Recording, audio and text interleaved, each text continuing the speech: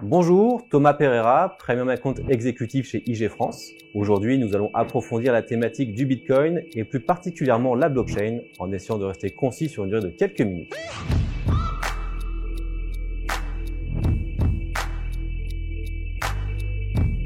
Si vous avez manqué la première partie, je vous invite à regarder sur notre chaîne YouTube l'autre vidéo et nous ajouterons également le lien dans la description. Rapidement, car c'est important pour la compréhension de tous, la blockchain est une technologie de stockage. Imaginez-vous un livre géant avec des pages blanches où vous et moi écrivons tout ce qui se passe. Par exemple, on écrit que je suis assis en ce moment, comment je suis habillé avec une veste bleue, les informations que j'évoque dans cette vidéo, etc. Et grâce à la blockchain, si une personne rentre dans cette pièce dans une minute, elle pourra prendre connaissance de l'ensemble des faits qui se sont déroulés.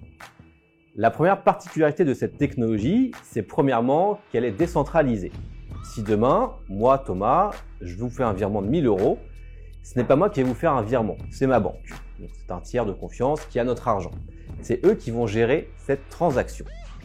Dans ce contexte, la blockchain, elle, aura pour vocation d'échanger en direct entre les particuliers et les autres particuliers. Et donc ne plus avoir la banque comme intermédiaire. Enfin pour cet exemple. La deuxième grosse particularité de la blockchain, même si elle en a énormément, ça va être le fait qu'elle soit irréversible.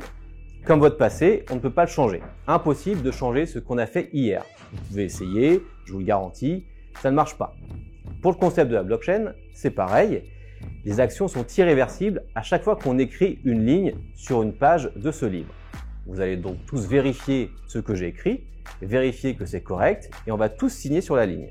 Ce qui fait que demain, vous ne pourrez pas revenir et dire non, il ne s'est pas passé ça, je conteste, car vous avez tous signé et vous étiez tous d'accord. On ne peut donc pas revenir en arrière. C'est ça la technologie de la blockchain.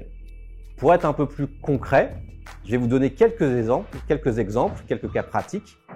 Imaginons par exemple le principe de la blockchain dans le domaine de l'assurance habitation. Imaginons que nous sommes un groupe de 100 clients et l'assurance coûte 10 € chacun. 10 € par an. C'est un exemple juste pour faciliter ce calcul. L'assurance se trouve donc avec 1000 € au total. Au cours de l'année, nous supposons que 400 € sont utilisés pour couvrir les sinistres de divers clients. Il reste donc à la fin 600 € qui vont directement dans la poche de l'assurance. Maintenant, supposons que vous adhérez à une assurance spéciale via un contrat par blockchain, avec donc le même nombre d'individus, 100 individus. Vous allez donc adhérer à ce contrat, déposer par exemple une caution. Il n'y a donc plus d'intermédiaire, tout est décentralisé et sécurisé par la blockchain. Ensuite, en fin d'année, vous allez faire un récapitulatif des sinistres. Imaginons que, comme dans le premier exemple, que vous avez 400 € de dépenses pour les sinistres. Pour combler cette dépense, chaque adhérent qui a souscrit à cette assurance via la blockchain devra donc verser 4 € au lieu de 10 € demandés dans le cas où l'on passait par l'assurance traditionnelle. Donc dans le premier cas, l'assurance avait fait une plus-value. Dans le cas de la blockchain, chaque individu dépense uniquement la somme des sinistres encourus durant l'année. C'est encore très théorique, mais ça va s'optimiser avec le temps. D'ailleurs, ce processus de décentralisation existe déjà depuis bien longtemps. Par exemple, sur le même principe, quelque chose de très simple, les ventes de produits locaux. À la ferme par exemple, pas de transporteur, pas de distributeur, un contact direct avec le fournisseur et le client final. Plus récemment, Uber ou même Airbnb, on retire les intermédiaires pour passer de particulier à particulier. C'est la décentralisation et c'est une particularité de la blockchain. Un autre exemple, imaginez que vous prenez le train et celui-ci a 3 heures de retard. Par chance, vous avez une assurance qui fonctionne via un contrat sur la blockchain et qui rembourse intégralement votre billet en cas de retard de plus de 2 heures. Les informations sur les horaires de la SNCF étant connectées à la blockchain, celle-ci va permettre de communiquer directement auprès des clients, permettant ainsi un report rapide de l'information sans aucune personne tierce entre deux. Ainsi, les assurances de l'autre côté, étant eux aussi connectées à cette blockchain, vont pouvoir cibler et rembourser instantanément les personnes qui sont clients chez eux et qui vont subir un retard de la SNCF. Le processus sera rapide car les informations sont transmises via une blockchain sécurisée et indépendante.